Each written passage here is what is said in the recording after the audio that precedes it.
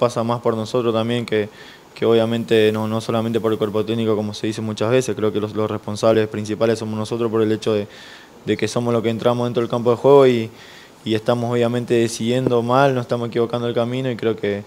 eso tenemos que ser autocríticos cada uno y ahora más lo que le toque jugar, tratar de dar lo mejor y como dije, chance tenemos todavía, pero creo que tenemos que mejorar mucho para poder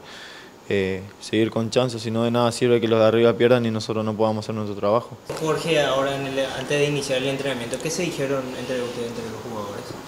No, nada, es algo que queda ahí, es algo del vestuario. Sabemos cada uno, personalmente, sé que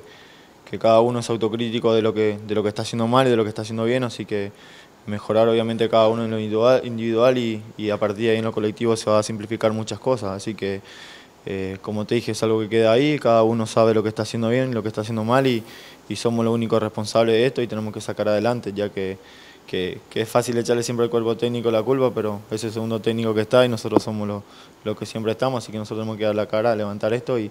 como te dije, a partir de ahora pensar en lo que queda, no nos podemos lamentar ningún punto ni nada, sino pensar en lo que viene y mejorar en todos los aspectos para poder llegar con chance sobre el final del campeonato.